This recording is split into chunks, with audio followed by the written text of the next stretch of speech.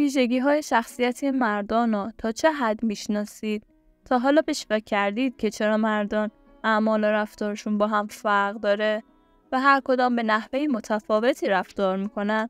انواع مختلفی از تیپ شخصیتی مردان وجود داره که با استفاده از طبقه بندی اونها میتونیم متوجه بشیم که چرا یک فرد نحوه زندگیش به گونه‌ای متفاوت با دیگریه. در ادامه 6 تیپ شخصیتی منحصر به فرد مردان رو با ویژگی‌های مختلف اونها مورد بررسی قرار میدیم. شناخت شخصیت مردان میتونه به شما در یک انتخاب صحیح کمک زیادی کنه. پس همراه ما باشید.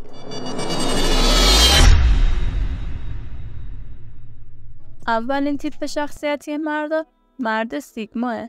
یکی از تیپ‌های شخصیتی در روانشناسی مرد سیگما یا همان گرگ تنهاست که به قوانین جامعه اهمیت نمیده و طبق اونها بازی نمیکنه مگر اینکه با اهداف او مطابقت داشته باشه.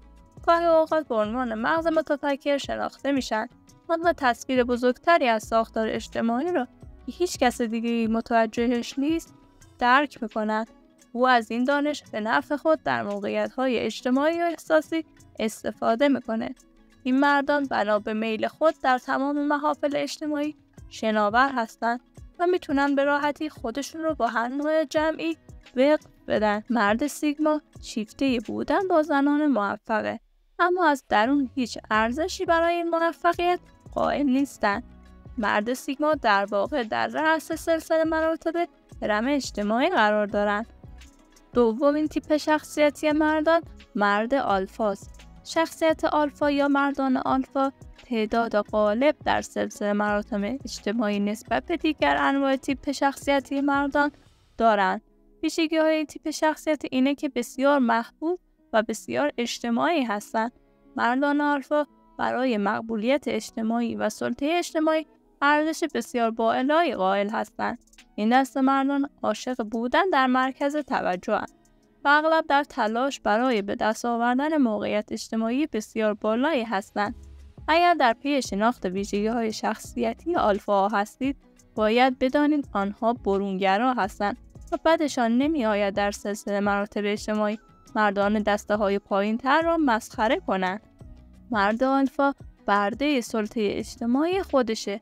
برای مردان آلفا ظاهر و هر آنچه که از آنها دیده می‌شود بسیار مهمه. در فعالیت‌های شغلی معمولاً به دلیل وضعیت اجتماعی و انطباق موفق هستند. سومین تیپ شخصیتی مردان مرد بتاست. یکی دیگه از انواع تیپ شخصیتی مردان دسته سوم یعنی بتا. مرد بتا در محافل اجتماعی آلفا حضور داره، اما یک قدم از پله اجتماعی پایینه. بتا هنوز تلاش میکنه تا ظاهر بیرونی خودش رو حفظ کنه و دارای موقعیت اجتماعی زیادیه، اما آنها به اندازه کافی آلفا نیستن تا بدانن چه چیزی را از دست میدهن و هرگز نمیتوانن به دست آورن. آنها اعتماد به نفس ندارن و مطیع مردان آلفا و دو طبقه برتر زنان هستند. مردان بتا ارزش بسیار بالایی برای ورود و انطباق اجتماعی قائلند. این نوع مردان اهمیت بسیار بالایی در پذیرش خودشون از طرف زنان دارند و پیرو متولد میشوند، اما وفادار هستند. این دسته تیپ‌های شخصیت مردان با خانم‌ها راحت هستند و به راحتی آنها را درک می‌کنند و با خانم‌ها روابط صمیمانه و بدور از احساس عاشقانه برقرار می‌کنند. چهارمین تیپ شخصیتی مردان مرد دلتاست. مرد دارای شخصیت دلتا ساختار اجتماعی رو درک نمی‌کنه و نمی‌دونه چگونه بازی رو انجام بده. به همین دلیل اونها برای مشاغلی که نیاز به ارتباطات قوی دارن مناسب نیستن. یک دلتا ممکنه در زمینه‌های ورزشی خوش تیپ و کاملا توانا باشه، اما انتظارات اجتماعی مورد نیاز برای ورود به دایره اجتماعی آلفا و بتا را برآورده نمی‌کنه. در نتیجه از محافل اجتماعی اونها دور میمونه. این تیپ شخصیت از مردان با همه زنان با احترام زیادی رفتار میکنه و برای همه زنان نقش حمایتگر رو بازی میکنه. مردان دلتا میتونن زنی رو به خودشون جذب و اونو نگه دارن. وقتی که موفق شدن همه چیز رو فدا میکنن تا او رو ترک نکنه. مردان دلتا بسیار قانونمند هستند و به اصطلاح به تیپ شخصیتی کارمند بانک معروفند. پنجمین تیپ شخصیتی مردان مرد گاماست. مردان گاما از نظر ساختار اجتماعی کمی گیج شده‌اند و برای جایگیری در یکی از دسته‌های تیپ شخصیتی در روانشناسی و درک آن تلاش می‌کنند. آنها در دسته اجتماعی آلفا و بتا قرار نمی‌گیرند، اما آنها بیش از حد به خود اعتماد دارند تا جایی که انعطاف پذیر نیستند و از پذیرش اشتباه متنفر. این مسئله میتونه اونها رو به انسانی بحث طلب و مدافع تبدیل کنه. مرد گاما هرگز اشتباه خودش رو نمیپذیره.